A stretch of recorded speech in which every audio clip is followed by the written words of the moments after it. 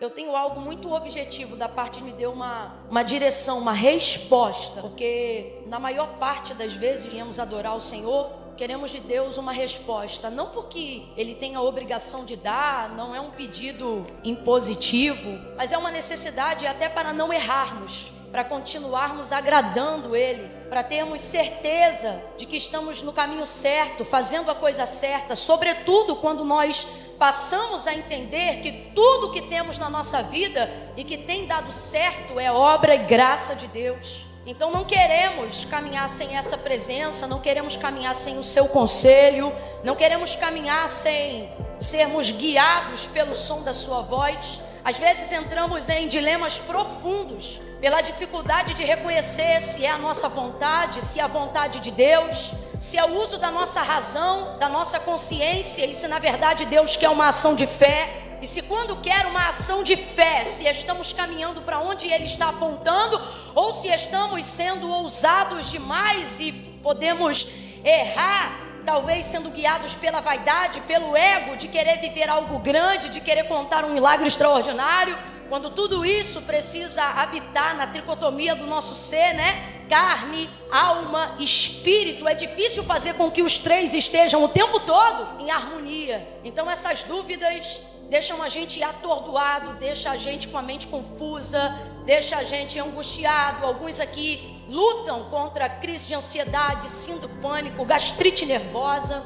Alguns aqui estão perdendo cabelo, perdendo tempo, perdendo dias, porque querem fazer e têm até disposição para fazer, mas estão aguardando de Deus um aval. E não que seja bom estarmos paralisados, mas melhor do que tomar um caminho errado é decidir andar para onde Deus quer. Deus não perde tempo, Deus não perde viagem. Enquanto eu ministro aqui, Deus fala comigo que essa noite é noite de resposta, porque muitos corações estão ansiosos, mas não é porque tem pressa de que Deus faça, é porque se sentem num estado de letargia profunda por não saberem o que agir, o que fazer, já que alguns aqui já alcançaram a maturidade da fé e entenderam que não querem mais usar o seu tempo para errar, não querem mais usar o seu tempo para tentar. E é tão bom quando a gente alcança esse nível de maturidade. Por quê? Porque você começa a ver outros andando, outros correndo, enquanto você aprende a esperar. E é nesse processo de espera, aonde por mais que você esteja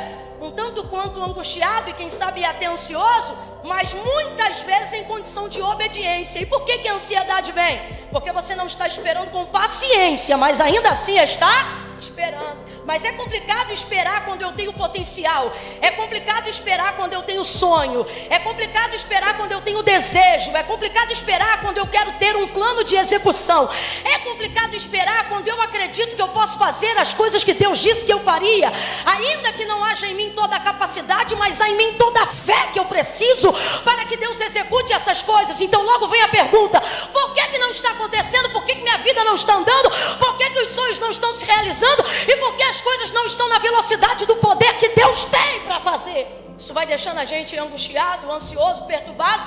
E aí, para completar ainda, o advento da internet e a mídia social vai colocando a gente, por mais tanto que pareça, todos em estado de comparação contínua. Os outros estão andando, os outros estão crescendo, os outros estão exercendo seu ministério, os outros estão pregando, os outros estão cantando, os outros estão abrindo empresa, os outros têm um ministério de intercessão consolidado. Olha como aquela irmã é de Deus, olha como aquele irmão é de Deus, olha como a vida dele está andando, como a empresa dele está andando, como a casa dele está andando. Enquanto isso, tem alguém falando a mesma coisa de você. Afinal, ninguém posta o que dá errado. Sua vitrine também é linda. E isso vai gerando na gente uma ansiedade tão grande. E aí Deus falou: diga que essa noite é noite de resposta. Duas verdades. Primeira, aprenda a esperar com paciência. Mas o fato de não ter paciência, todavia ainda assim esperar, coloca você em posição de vantagem, porque é melhor esperar a hora que Deus quer fazer do que meter a mão aonde você não está preparado ainda para meter, do que entrar aonde você ainda não deveria entrar,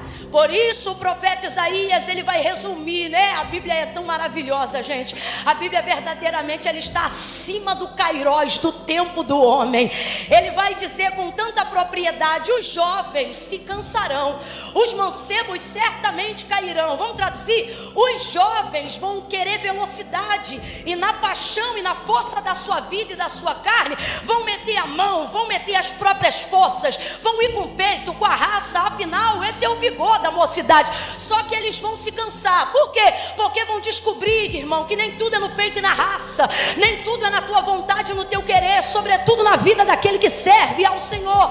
Aí ele diz assim: e os mancebos certamente se fadigarão. Em outras versões dirão: certamente cairão. Quem são os mancebos? Os mais novos que os jovens. Só que na verdade ele não está falando de idade, ele está falando de temperamento. Na verdade ele não está falando de idade, ele está falando de velocidade.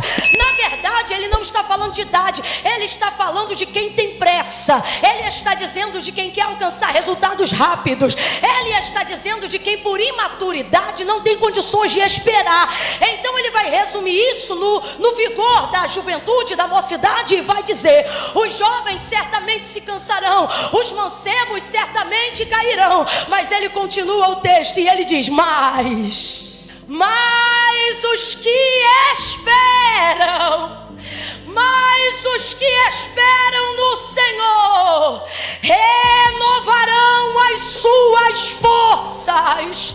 Oh meu Deus, é noite de renovo. Levante a tua mão.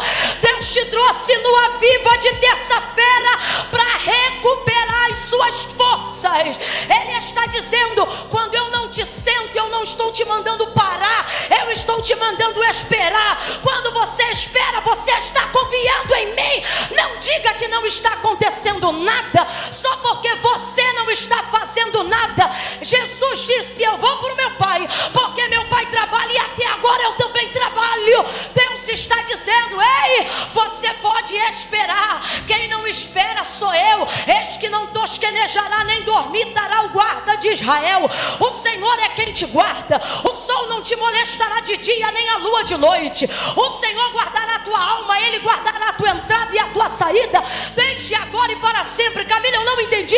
Vai entender agora. Deus está dizendo: você pode descansar. Quem não descansa sou eu. Eu sou ancião de dias, Pai da eternidade. João, quando tem a revelação do Cristo glorificado no Apocalipse, ele tem a alusão de um Deus que não tem pálpebras. Jeremias olha para ele e diz: seus olhos são como chama de fogo. Isaías o vê e também diz: olhos como chama de fogo. Ezequiel vê uma roda com vários olhos que não fecham e também os assemelha como chama de fogo. Daniel tem a revelação das 70 semanas e vê o Filho do Homem com olhos como chama de fogo, ainda que não saiba que é ele. João é arrebatado na ilha de Patmos e vê, e ele diz: e eu vi, e os seus olhos eram como chama de fogo. Não entendi. É a alusão de um Deus que não tem pálpebras, por isso ele não pisca, não tosqueneja, não se cansa.